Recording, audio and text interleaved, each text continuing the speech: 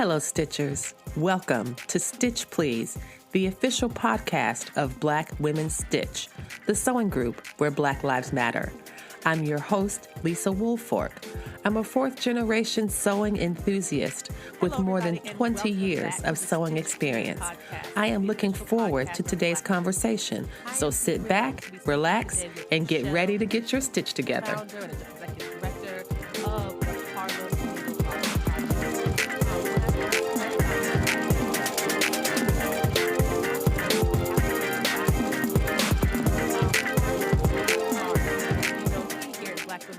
I'm so committed to centering Black women, girls, and femmes in sewing that when I read the name Harlem Needle Arts Project, I was already in. I was already interested and excited and captivated.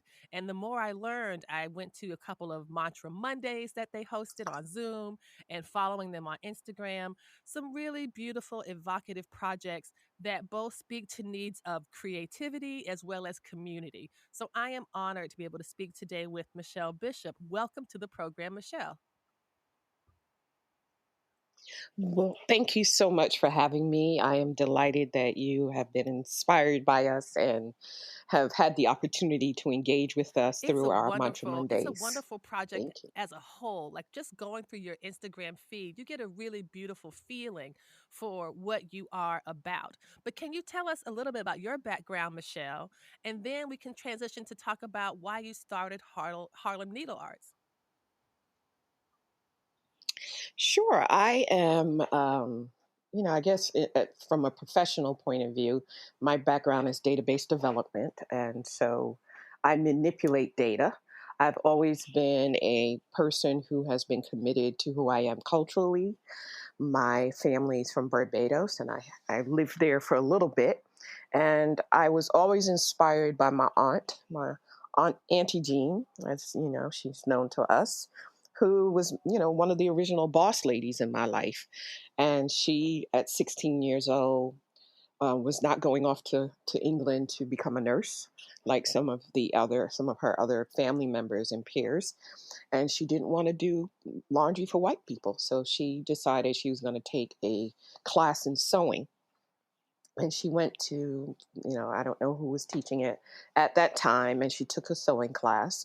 She saved up enough money to buy a sewing machine. And that original sewing machine still exists. And she sewed everything she could sew. She started out doing school uniforms and dresses, and then she did bridal stuff and everything that you can think of. She had a small gift shop in a hotel. And then she decided she wasn't going to do as much clothing, but deal with more home interior. So she did reupholstery, curtains, bedding, tablecloths, all those different types of things for personal homes as well as hotels. And she did that up until probably about 6 years now. She sadly had a stroke, but she's still with us. It's just that she can't work. But her original sewing machine is still in her house, and she had a motor put on it many years ago. And she is the original boss for me. And that's one of my inspirations in starting Harlem Needle Arts, coming out of a background of using my database development. It's a tool for any business, first of all. It's how you manipulate your data and your content to reach people or to affect something. And so I worked for many years.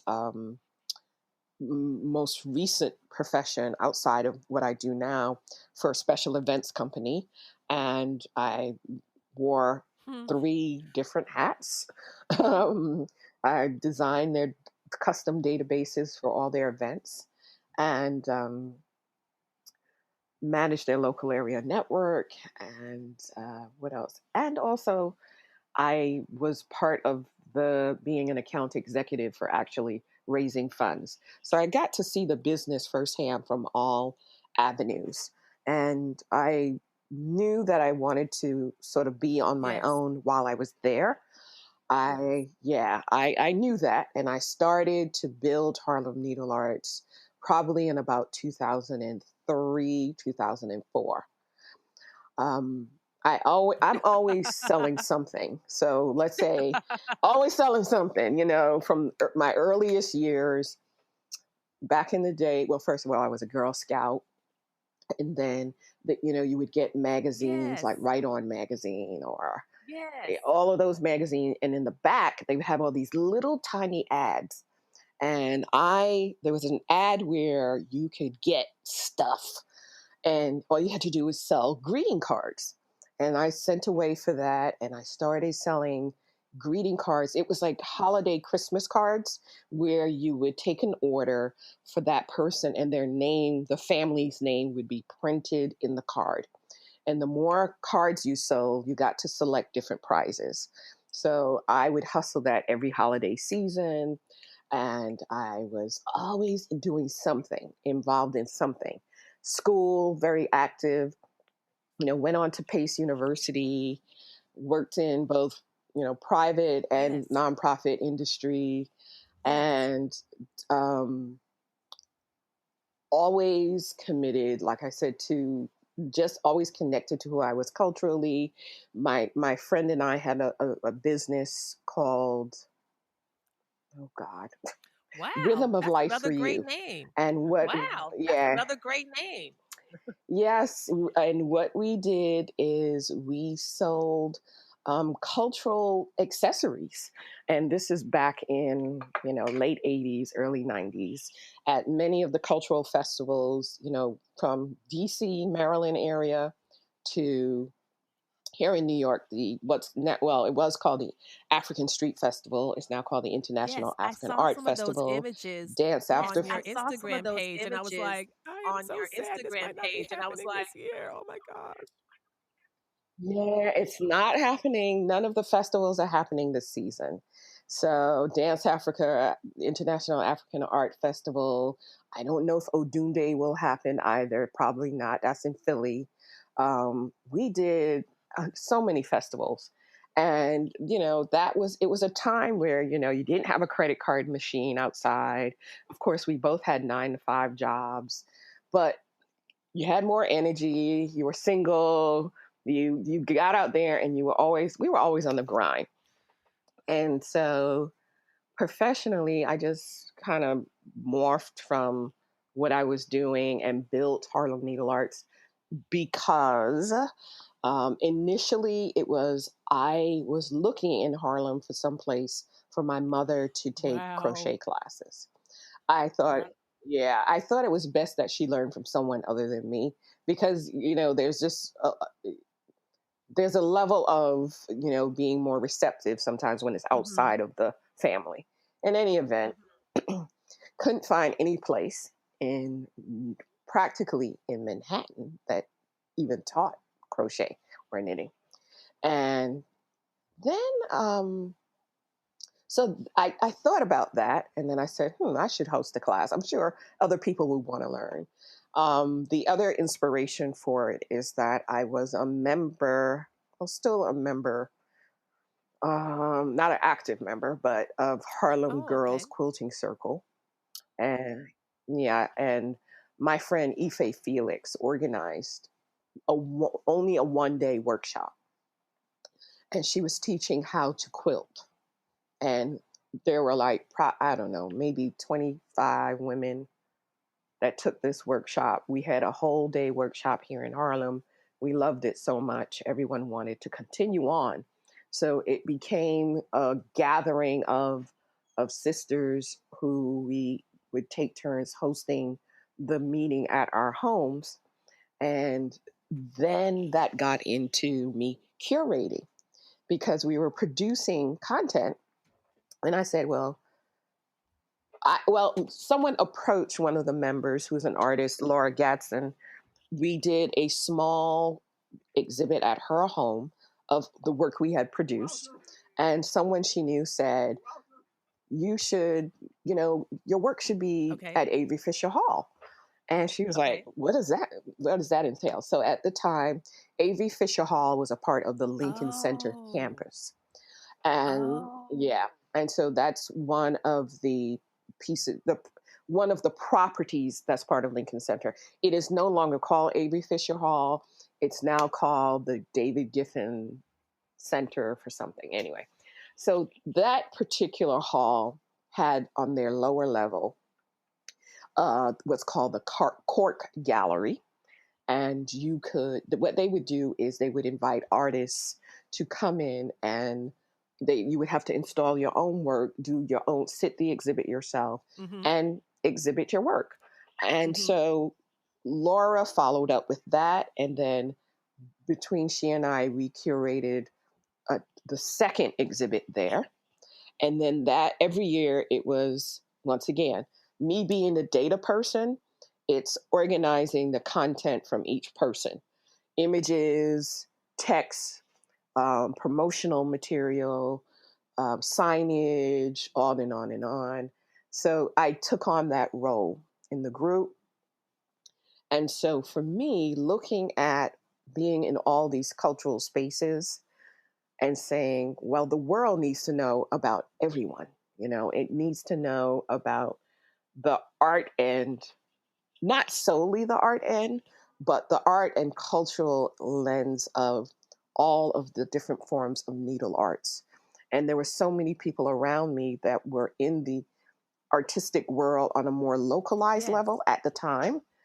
Um, Yes. they needed spaces to be seen, and I didn't see that at all. So I seized the opportunity to sort of meet the unmet demand. I think that's what that saying said. And I started to do research and I already, was able to market and seek out media attention and all of that from all the different jobs that I've had. I've never had a really a job that was just one job. It was Oh my always gosh. three jobs, Oh my marketing, gosh. database, fundraising, research. I never really, not, as I sit here and think about it, I never really had a one job within any of the institutions, organizations, companies that I've worked for. And so those skills, all of those skills are transferable. And I transferred them and started Harlem Needle Arts. I launched a crochet workshop. It wasn't called Harlem Needle Arts at the time. It was more of Michelle is doing this. Come through. Let's work together. Um, Sent out an email. This is before Facebook and Instagram and all of those social media tools. And people came from all over. They sent in the registration form, sent in their payment. I rented a space. We had a workshop. Once again, people enjoyed it. They want to do something different. They want to continue on. And that continued in 2005. I said, I need to sort of register this as a business. And I decided on the name Harlem Needle Arts. We incorporated in 2005. And I was still working 9 to 5. Still, my daughter was in middle school. Um, and I decided, things sort of came to me. I can't remember how I was connected with Columbia University. They have in their law school, they have a partnership with people who are interested in starting businesses, for profit or nonprofit. And so they will partner you with, I guess, I don't know what seniors in Oh, the law third school, years. whatever that year in law school, Oh, the third years. third year students. And they would partner you with two students and one advisor. And I worked with them to begin to, create the paperwork to Oh, actually that's become a wonderful. nonprofit. Oh, that's wonderful. Yeah, and they graduated, and so the paperwork was 80% completed, and I was still kind of mulling it over, like what does this really mean? And in taking that time to mull over, one of the students that following, so they graduated in May, that following September, her name is Elizabeth, and she called me and says, I'm working for this huge, international firm, and they do pro bono work. Oh Where are my you in your goodness. paperwork? And so that said to me, that's a sign, go ahead, get this finished. And by that December, the IRS certified us a nonprofit arts and cultural organization with so our mission is we preserve fiber, textile design, and needle arts in the African diaspora, and through the means of workshops, exhibitions, technical support to artists, economic development for artists.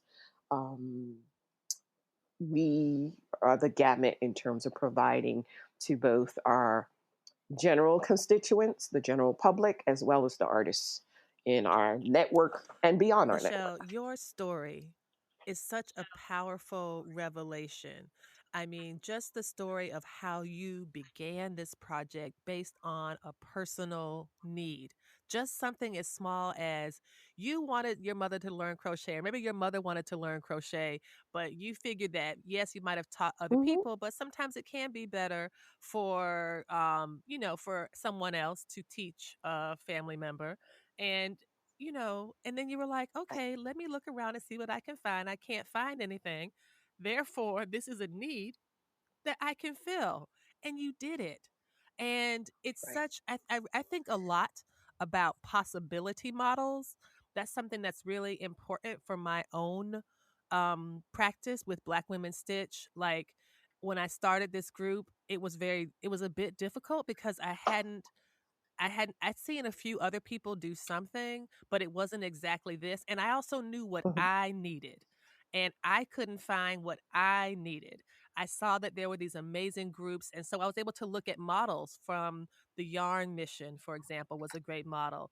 Another model that I looked at was the Social Justice Sewing Academy. That was a great model. And so both of those groups were Yes, like, yes, "Look, yes. they can do it, Lisa. They are doing it and you can do it too." And I don't know, I don't know if it's I don't know why we sometimes talk ourselves out of things. Um rather than talking ourselves into things, or at least to speaking for myself, it Hmm. took me a while to think that I could do any of this, but I had possibility models. Even the podcast, I love this podcast called Tea with Queen and Jay. And they're based out of New York, and they had a podcast event, and I didn't even have a podcast. I just went.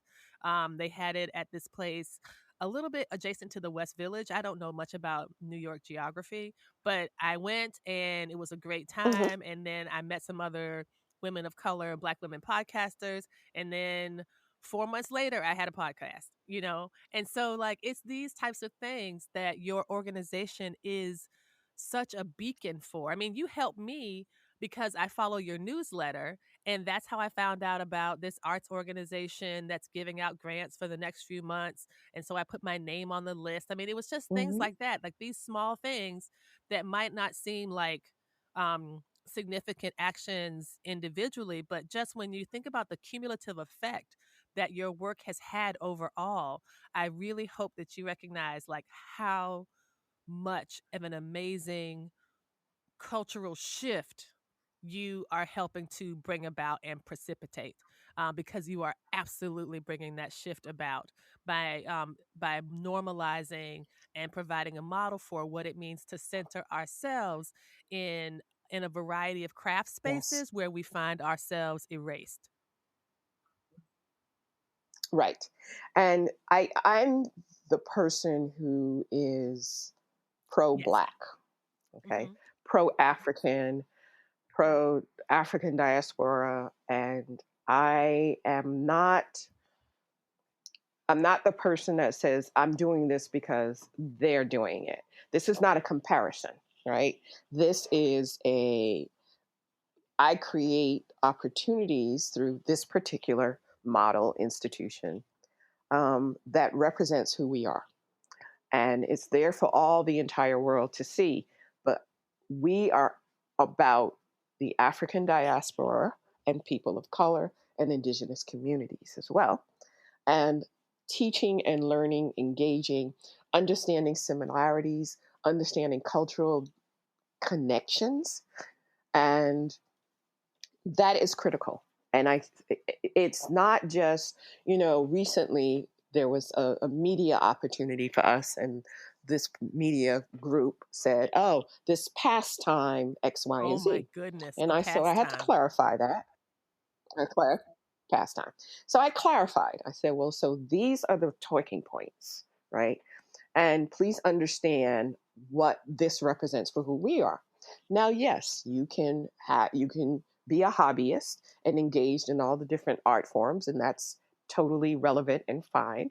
But from the angle in which this interview was related to, we were working with artists, right? And once again, the world doesn't see, not all of the world, let me not be so general.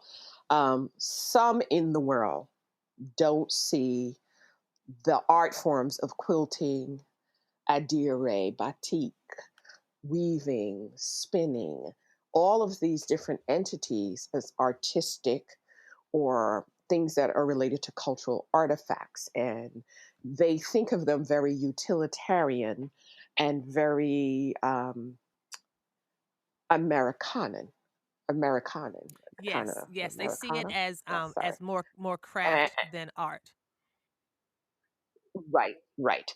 And so, and there's a balance in those worlds, right? And if we look at who we are culturally, and if you look at some of the major art institutions in the world, many of those institutions have an African art collection, and in those collections are included cultural artifacts, which in many cases represent something that was often constructed by some form of thread, right?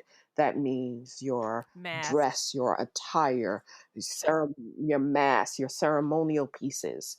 And so those are artifacts, those are who we are. But the stitching, the hand, that has always been something, a part of who we are, our existence. And it's been, as my friend Camille says, when you are born, you are wrapped in Yes. cloth in most cultures. And when you die, you're wrapped in cloth.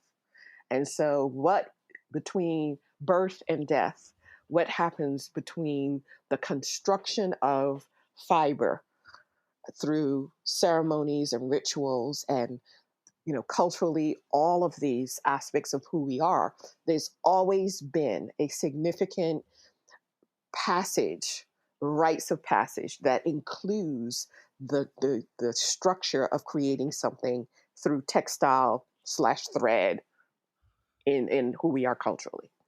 And that is not always seen, like I said, from an artistic point of view. But I can go down a list of so many artists that are working in textile or have been working in textile for years. How has it been taken seriously over the years? Where is it now? Um, Back when I was starting Harlem Needle Arts, there is an author, Kyra Hicks, who wrote the book Yes. Black Threads. And I read that book from cover to cover. Now, some people may think I'm a little bit insane because mostly it's statistical information and it's data, right? About who is spending money in this industry. So when I have to and what are the frames of this, so as they call it, a pastime? It's far more than that. It's far more than a pastime. These are artists working in this frame. Here, understand the language. People think of quilting; they have no clue Oh the my gosh, layers of you are so that. right. You know, there's people out Uh, there in the world that keep calling quilts blankets, which makes me always want to throttle someone. yeah, it's at this very moment, probably from an artistic educational point of view, this type of art is not necessarily included Right. in the textbooks. Let's say, right? And so at what point will it be included? I don't know. In some cases, some textbooks are becoming obsolete. Then that means, and I spoke to a professor a few years ago, and he said from his knowledge base, what he does is he goes after what he already knows is out there that's not included in textbooks. So he then is able to share information about artists either from, a media, you know, article or something that had him engaged with XYZ artists. And so for me, we also have a responsibility to share this knowledge about all these people, because then, you know, if we don't do that, they'll say it never existed. Just like, the whole talk about the Oh my Underground gosh. Railroad and quilts being used, and that never happened, and it didn't happen. And well, and the academic types say, oh, it didn't happen Exactly. because it wasn't Exactly. Well, documented. some of the Well, academic, and that's why I know, of course, you must know Gladys Marie Fry's work. And I was fortunate yes. enough to attend a lecture that she gave up at Monticello. I'm in Charlottesville, Virginia, and Monticello is Thomas Jefferson's Hmm. plantation. And she gave a lecture up there, and she was like, "There's a lot of quilt experts who do not want to give Black women props for the work that they have done because Yeah. it's not written down in a journal." I said, you know what? If Black people relied on the journals of white people for our history, we would be even more marginalized than we Yeah. are now if we relied exclusively on that. Of course, Exactly. historians have done amazing work dredging up um, illustrations of our humanity, reading between the lines of the records that were kept by the enslavers. And yet, of course, when these people are writing these journals, they're always going to put themselves in the best light. You would think that the hardest thing in the world was to be a white woman in the 19th century because of all the slaves they had to manage and how hard it Right. was, because that's what they wrote about in their journals. Um, yeah, but we did not get a Right. chance to write any things in our journals because they made writing illegal. So, yeah, we can't rely on that. Right. Right. And because we weren't allowed to be literate, to document. Of course, there is oral history, and the griot becomes the teller of the story. It's passed down, it's passed down, it's passed down. And so, yes, there's stories. Yes, in modern times, we have the authority within ourselves to document and to publish. We don't have to always wait for someone else to give us permission to. We have the authority within our own selves to do the work. We can self-publish. We can we can publish And online we can books. We can exactly, and we can do support each other. podcasts. We can build our own infrastructure, and Right. we don't have to replicate that which has already existed, because in some ways those structures that have already existed and existed for such a long time, they weren't built for us. They weren't built for our success. So why should we replicate them when we could try to build something new on our own? And that's one of the things I love and Right. cherish so much about Harlem Needle Arts. I'm going to take a pause right quick, and we're going to transition a bit to talk more about what does it mean to build a nonprofit organization around this topic. And I'd love to hear more of your thoughts about the difference Mhm. between art and craft when it comes to what one might imagine mattering means in the art world. So y'all stay tuned, hang in there with us, and we'll be back in a bit.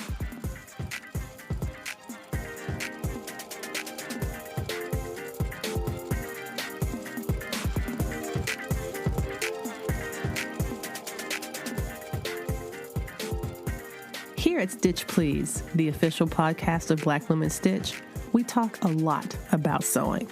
But if you want to see and not just hear about some of the things we've been discussing, feel free to join us on the socials. You can find us at Stitch Please on Facebook, and you can also find us on Instagram at Black Women Stitch. You can find photos of projects that we've been working on, really interesting social commentary, and on Thursdays at 3 p.m. Eastern Standard Time, you can join Black Women Stitch for a live Instagram chat. Again, that's every Thursday at 3 p.m. So find us on the socials, follow up with us. We are happy to hear your direct messages. You can reach out to us at the Black Women Stitch page on Instagram, and we'll help you get your stitch together.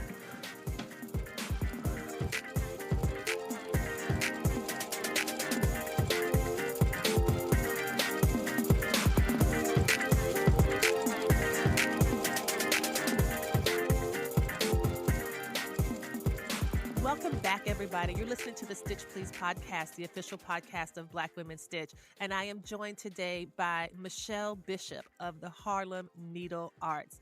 And she is just been so wonderful and so inspiring to talk to. And in this next segment, I want to talk more about what you just described when we were off recording about some of the serendipitous moments in your time working with the Harlem Needle Arts. Can you talk about some of those, some of the synergies and things that have kind of come together, things that you might not have been expecting, but that happened anyway? Yes, this entire journey has been just a number of different serendipitous moments, like I described earlier, with the law student calling me to then have, work with her firm to finish up our IRS submission to be a nonprofit organization. And then I think shortly after that, I said, because of course in New York, being able to have space is at a premium. And at that point, at that stage of the game, it wasn't like we had all these grants or anything. I was just trying to make things happen and make them affordable to the community at large. And I said, oh, well, like working in the libraries, because the libraries are free. And then there was the Museum for the City of New York. So I put those on my list, and I went to take a workshop, a full weekend workshop on crochet at FIT. And I was, you were put into like groups. And I was in a group and I was talking to one of the participants, and and in exchanging who we were and what we did, and she said, oh, well, I work for the Museum for the City of New York. And I Oh, could have that's probably fell out of fantastic. my You're like, chair you at that you point. you do what where? Please say Okay. more. Right, exactly. And I said, you would not believe that I just wrote down that I wanted to be able to host workshops there. And and she said, oh, well, we can make that happen. And hence that built a relationship. There have been tons of moments like that. And more recently, in I was called by the National Oh Black my Theater gosh.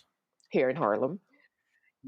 Yes, founded by Barbara Ann Teer, and they were working on a talk with three three presenters. I'm trying to remember all the details, and so they called me because they needed a moderator, and so they wanted me to be the moderator. The person they were thinking of was not available, so they called me. So I was the second choice, and I said, sure, well, if we're going to talk about this topic, and I'll tell you more in a minute, let's partner. Let's work together and host this event.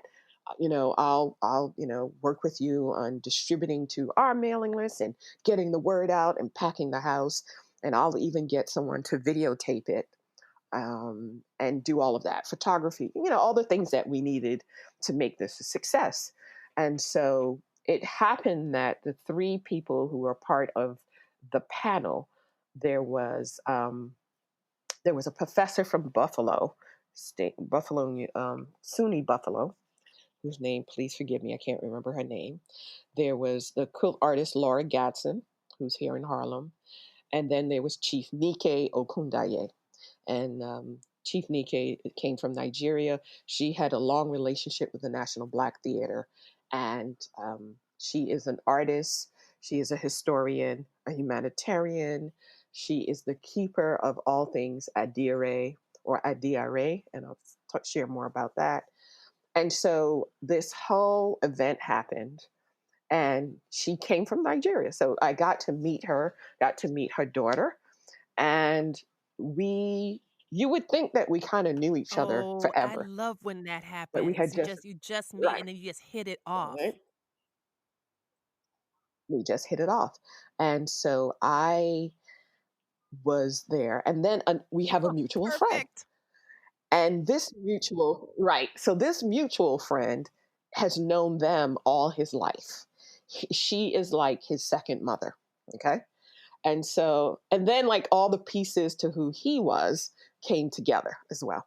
And so we stayed in touch, and Chief Nike's daughter lives here in Brooklyn, and she carried on the tradition of a DRA. And so we got to talking. I said, "Oh, you should come and teach for us."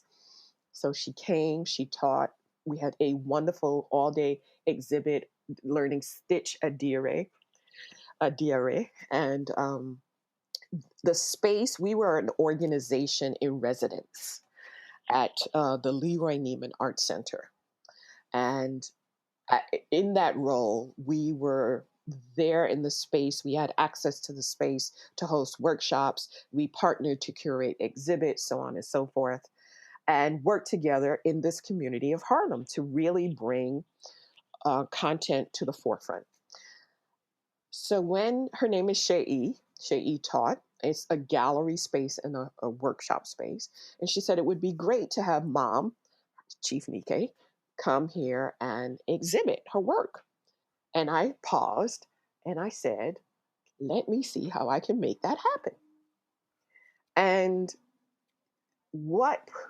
so I met Shei months before.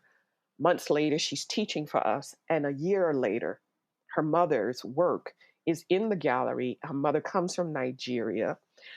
Chief Nike Okundaye comes, and this event, I could have cried, right? Just joy, because first of all, she's a female chief, and she's a female chief because she's so highly revered in being a woman who was sold into marriages and was one of many wives at a very young age, but she was able to build her own empire where she has four centers in Nigeria. One center is dedicated solely to women and teaching them how to carry on the tradition of Adire. And then she has other locations where she teaches. She has a gallery. She teaches industrial design. She is always bringing back to the community. And one of her highest honors is that the Italian government awarded her their highest honor because she went to Italy to help women who were being sexually trafficked. It's on the Wow. Right. So there were Wow. a lot of Nigerian women who were brought to Nigeria, excuse me, brought to Italy under And false exploited. pretenses. And Yeah. so she helped and exploited. And so she helped as part of that process. So now, all of this being said, in this serendipitous moment, and not, you know, not taking advantage of, but building a relationship with these creative people around me and making it, curating this highly successful exhibition and workshop because someone said to me, "Oh, we want you to do this." But then I said, "Oh, well, let's do this." So we have point A, point B, which turned into C, D, and E, right? And always and working into community with other people and understanding how it benefits all of Yes, us. yes. Understanding how, and what I'm hearing and what I love so much about your story is that that it's like every invitation is an opportunity. That every invitation, Right. you want to moderate this panel? Sure, I'll moderate this panel, but let's talk about how we build on this to do more than just me showing up the day of. How, like, there's things that Right. I know that can benefit you, just like there's things that that can benefit me. So we can kind of have this exchange of resources and discussion, and I can help boost your Mhm. audience and you can help boost mine. And that, I think, is just a Exactly. beautiful story of what community can look like and should look like. And that's also like how we build Yes, an yes. alternative infrastructure, to one that's usually just top down, that says, I have the power. And if you want it, you need to appeal to me. And I really think that that's one of the things I love about the Harlem Needle Arts Project. Let me ask you a question about, what are some of the benefits and risks or limitations of making your organization a nonprofit? And I'm asking for strictly personal slash selfish reasons. I've been toying a lot with the idea Mhm, about a nonprofit for my group, Black Women Stitch, which is a labor of love, and these women that I'm mhm. connected with are just amazing and now lifelong friends.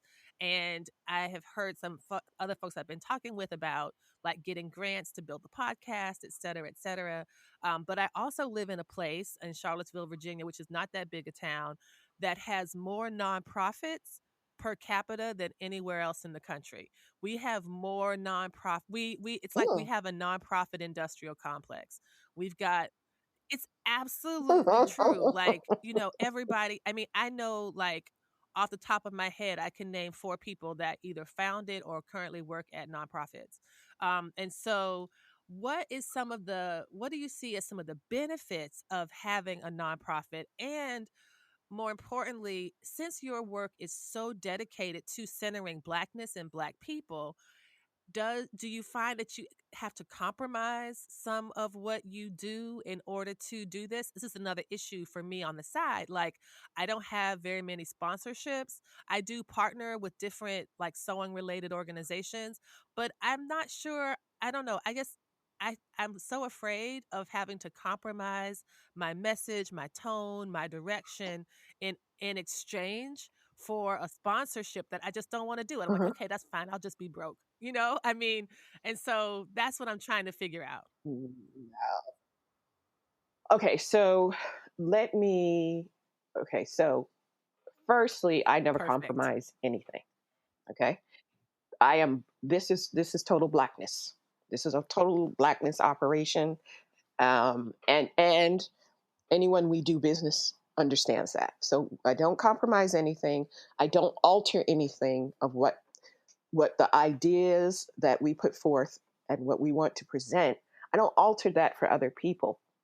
What I will say about being a nonprofit versus a for profit versus different layers of nonprofit organizations. So there's situations coming out the gate that if you choose to be a nonprofit and become a 501c3 organization where you can solicit grants, sponsorships and grants are Right. two different things.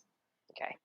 And so solicit grants from whether it be city, state, federal government and or private foundations and or individuals. Okay.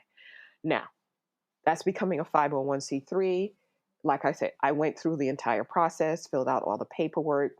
You wait for them to respond, the IRS that is, and they tell you you're in or you're not. Or in some cases, they will come back to you and say, here are a list of questions that we don't understand.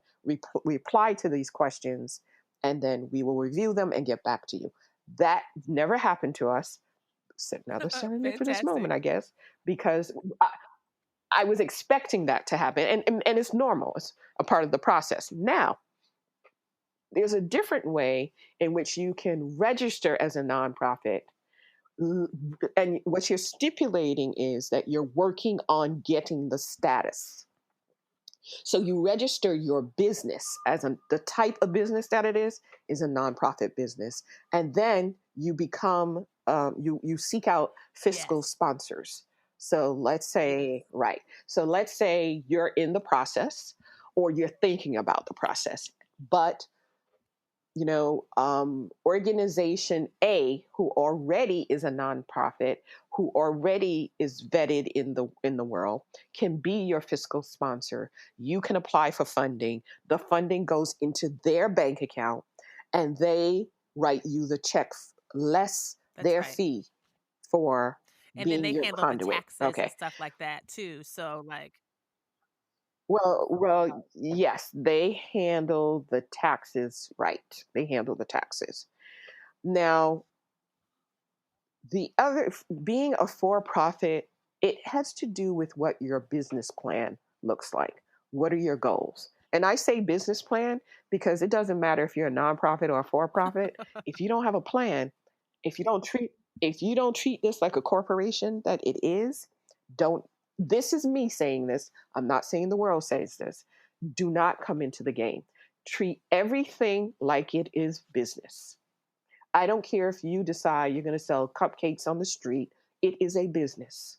What is your business plan to do this? How many cupcakes do you need? How much material do you need? How much on an average day? What's the best location to sell it? What is the best price? Otherwise, you're going out there blind.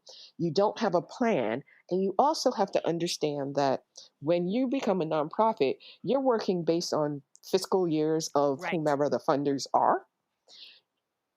You're working on delays in money. They can award you something on paper, but when you may not get the funding until, I don't know, 4 or 5 months down the road, but you're still expected to be within the time frame That's to right. present the work that you said you're going to present. Okay. So this is not to deter you. This is to say plan. And the blessing for Harlem Needle Arts is in developing. And I'm honest to say, even though I had worked in nonprofit, I didn't have to work in the grant area at the time. I worked in Ah, I fundraising, see. but that was different. That was special events fundraising. It was built around the glam and the glitz of an event. It had nothing to do, I could call someone and say, this is happening. This is who's going to be on the bill and how much money you're giving us this year. And they say, we're going to give you $25,000 for a table of 10 people and tickets to the show afterwards, and list me as this person. I love you, Mr. Smith. Thank you so much. I will see Wow. you at the event. Okay, that's a different type. That's fundraising in a different way. It was around a special event. When I worked for Associated Black Charities, I worked in their fund with their fundraising event. I did marketing for them, but I never had to write grants for them. So there were lots of things that I did not know that I learned. And one of the things for me is that I forced myself to be able to learn the governmental money process first. That is the hardest. That's the one with all the bureaucracy. That's all the paper pushing. That if you can get through that part of it, then you are able to go then to corporate funders, individuals, foundations, because they see you have a track record. All public money is public knowledge. So if you go online right now to New York City and look up Harlem Needle Arts, you're going to see who gave us what money. It's not private information. I work now for New Yes. York, Yes. right? We we work for New York. But you see, when I write a grant, I'm telling you who I am. Now, if you don't feel our mission represents or our content represents who you want, how you want to fund, that's up to you. But I don't sacrifice who we are. I do look at partnerships. I look at how do you reach different bodies Yes. within the community? How do you dispel myths about this world of needle arts? Oh, my grandmother used to do it. Oh, Exactly. black people don't do that. Why would I quilt when I can go to, I'm not gonna call any, I could go to the store and Oh buy my a gosh. bed in a Yes. bag. I've Oh heard my that gosh. I'm a like, you hundred know what? times. Please stop And talking to me about this because I am certainly not going to make you anything for the same price as a bed in a bag. yeah, you know what, I also imported at one point in my entrepreneurial world, home accessories from Senegal. Had traveled there and built a relationship. And one of the things that, but part of my responsibility also Yes. is to educate people, because Yes. they don't have, at this very moment, we are in a pandemic, and the cottage industry that's keeping people alive Yes. is thriving right now. All the stuff that was grandma stuff, actually, it was not grandma stuff solely. It was people who did those things from the youngest of age Yes, throughout yes, their and we should lives. not stigmatize. I don't understand how some folks they seem to reject certain heritage when they say, "Oh, this is not your grandma's quilt block or this is not your mama's crochet pattern." And I'm like, "Why Right. wouldn't you want your grandma's quilt block and why wouldn't you want your mama's crochet pattern?" Right. It's only because they are older women we dismiss them and say that it's no good anymore. It's really just Right. another form of those types of Right. biases and hierarchies that shape the way we approach so much of our lives, unfortunately. And you're undoing that. Right. Right. We have to understand the value in our traditions, right? Now, yes, you can take a tradition and create a contemporary spin on it. That, of course, you can certainly do that. But understand the origin of why we work with our hands. Understand the fact that, I know a couple of entities right now who are able to secure contracts with the city of New York to make the Oh, things that's that right. PPEs Yes. need, Yes, me too. right? So this is happening all over the country. Now, these are people who, of course, they've had other professions. This is part of who they are. We're not just one way. We're not. We are We have not many just one dimensions way. to I who love we are. that. That is You know? We are multi-dimensional people. We have different ways in which we can exist in this world, and as a suggestion to the world, we should have different avenues that are more internal, more about who we are than just about who we are serving in the world. And I don't say that, but when I say serving, meaning just going to a 9 to 5 job and coming home, yes. right? we we, yes, we actually are working for ourselves in a way, because we're working because we need. We're not just working because Exactly. the other And that's person why for needs. me, I And I I know so some people use the phrase selfish sewing. They say, "Oh, I'm gonna do some selfish mhm, sewing this weekend," and I reject that term entirely. I call it self-care sewing mhm, because when I get to sit down at my sewing yeah, machine, it's not about the students that I teach doing my regular job. It's not about any demands that a committee or somebody is asking of me.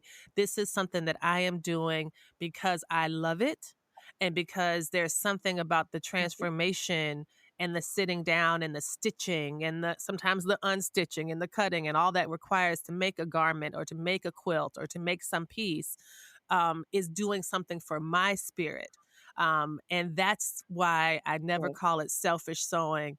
And instead, I say self care sewing because this is a time when I'm prioritizing my needs, which is not something that we are, as right. Black women in particular, get encouraged to do very often.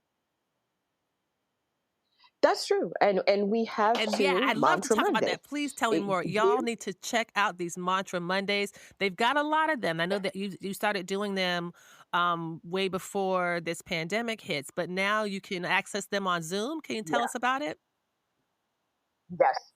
Yeah, Mantra Mondays. I created a time every Monday, or almost every Monday, where no matter what you're working on, whatever handwork or artwork, we would gather most recently before this at the Harlem Y, come into the space, and you would work on your project. There's music in the background, you're in community with other people, you may learn something from what the other person is doing. Occasionally we would have guest speakers like we've had on the Zooms that you've listened into. And I say to in promoting it, give yourself permission to create. And that's because we don't necessarily make time to do something for ourselves, to be creative. And yes, this, I can't talk about it enough about what this time is forcing us to do. And it's sad that we have to be in this place that something has driven us to a place to stop, for those who can stop, to reflect on, well, what is it really that gives me joy in my life, right? What creative outlets do I have? Um, I used to do X, Y, and Z when I was growing up. Why did I stop? Why don't I have a sewing machine in my home? Why don't well I remember how to sew. I could be, making masks for those in need. There's so many factors, but we have Mantra Mondays. It's Monday, the beginning of the week, where most of us don't ever want to get out of That's right. bed on a It's like, Monday here to we go go again. into a job. That's People probably think, why would you do it on a Monday? Why not a Friday? Mm-mm-mm-mm-mm. Start your Monday off right. Start your Monday evening from 6 to 8 doing, so that you're refreshed, you're invigorated, so that you can get through the rest of the week. And also because we're a commuter, environment. When people get on the bus or train, they carry, their handwork with them. They're knitting, their crochet, even some people spin in public. Um, there are there are things that give you that temporary moment of just Yes. woosah or calm, and and it also keeps you on point in a way, because when you come back to the next mantra Monday, that's when we're face to face. You want to show what you've completed. There's a sense in all of this. I've always said, in all of the different aspects of creating, there is a sense of pride that one has within themselves that says, wow, I did this. I made the rules surrounding how this piece is going to come out. Yes, there are some people who work with patterns, some people alter patterns. We try to encourage people to actually alter patterns. Look at things differently, look at a different color, add different colors, because that's who the aesthetic of who we are is more colorful.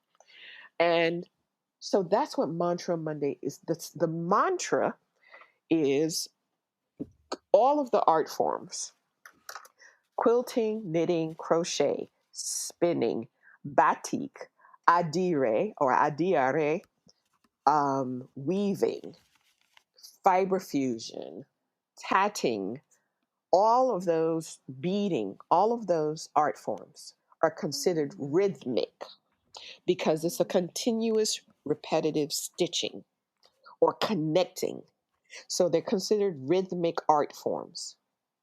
And rhythmic art forms are, studies have been shown, create calm in one, helps people to focus, especially young people, helps young people with math. It creates a state where the mantra of the stitch, the repetitive nature of the stitch, similar to like a yoga, keeps you in a place of calm and stillness. And you could pick up an item and start working on it. And the next thing you know, it's 3 o'clock in the morning. That's That's why true. I love handwork, right? I love handwork. I love hand quilting. I'll piece together by machine, but I love hand quilting. But so that's what Mantra Mondays is all about, for bringing people That's a together in the really community. beautiful story, and it's a wonderful point on which to end. I think that I'm going to forever remember rhythmic arts or a rhythmic form because I'm not a big hand sewer. I can knit to save my life. I cannot crochet to save my life, but I could knit to save my life. But and I know like when I was doing a lot of knitting, the clicking of the needles, that just felt so good, and even now, like, Hmm. with my Hmm. sewing machine, it's funny because when I created the theme song for this podcast, the opening sound, the opening bars of the song are my sewing machine. I recorded the sound of my sewing Nice. machine sewing, and I built the layers of the song that I composed around that sound because and so like when you say Hmm. rhythmic or a rhythmic art form, I'm like, oh my gosh, it is, and it can be kind of hypnotic and can kind of bring you into this state of peace. And although I don't hand sew or hand do a lot of hand work, there have been moments when I look up and it's 3 o'clock in the morning. Um, and I did not have the intention of being up that late because you get so into it and you sink into the process so much. So, Michelle Bishop, I just want to thank you so much for being with us today. Is there anything you want to tell us about the next steps for Harlem Needle Arts? Like, what are your next big projects on the horizon and how people can find you on social media to get more information about what you're doing? Sure. Currently, we have two projects that are out in the world. One, we have a public art installation which commemorates the documented 400 years of enslaved Africans that came to this country, and we are honoring the resilience, determination, and just the overall fortitude of African diasporic people to to survive and thrive. And that's, we pay honor to the sacrifices that they made for us to be here today. So we honor them, and that's at Colonel Young Triangle Park in Harlem. You can go to our website and find out that information. The other project that is it's completed, but the pandemic has postponed it. So it will be on once it launches, it will be on exhibit for 6 months, and that is called the Legacy Quilt, and it's part of the exhibition, which is curated by Dr. Jessica Harris for the Museum of Food and Drink. It will be on exhibit at the Africa Center in Harlem, and the exhibit is called African slash American Making the Nation's Table. And what the quilt is Oh 14 my feet by gosh. 30 feet. Yeah, there's one that's 14 feet by 30 feet. The other one is 22 feet by 9 feet. The first quilt, which is called the Legacy Quilt, has 400 different quilt blocks. Each quilt block is honoring the 400 different either inventions, farmers, agricultural specialists, inventors, I said that, chefs, people who have been a part of the landscape of America and food. And there are 400 different narratives within it, 400 different stories, but there's so Yes. many more. But the number For the 400 was around the 1619 commemoration. commemoration. Yeah, that's wonderful. Right, exactly. And also they resurrected the Ebony Test Kitchen, What? which is part of, yes. So yeah, that was going to be, from what I understand, I think it was going to be, it was auctioned off, and they got the original test kitchen that John Johnson had in his building. And a test kitchen is where chefs come and test out different recipes and products, and they, serve people within the Johnson publication building. And so the entire original kitchen is on exhibit. What else is there? So there's a lot of history about how we as African people in this country contributed Yes. to food, and still are contributing. And the number of inventions, it's just phenomenal. And you see the landscape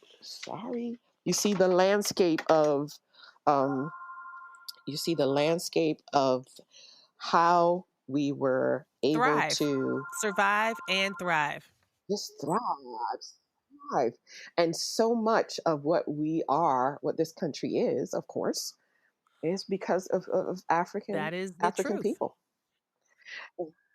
So, yeah, and lastly, we will amplify the amount of public art installations that we have, that was already part of the plan before the pandemic, but more importantly now, to give public spaces art and Yes. creativity. Yes. Well, Michelle Bishop, thank you so much for speaking with me today. This has been really a delight and a treat. I will be sure to include in the show notes much of the information that you have given me. And so that folks, you can go to the show notes and find out more information and get on the Harlem Needle Arts mailing list. I'm on that list. Some great stuff comes through there. So, Michelle, thank you so much for taking the time to talk with us today. Thank you for having me, and You stay do the well, same. stay safe.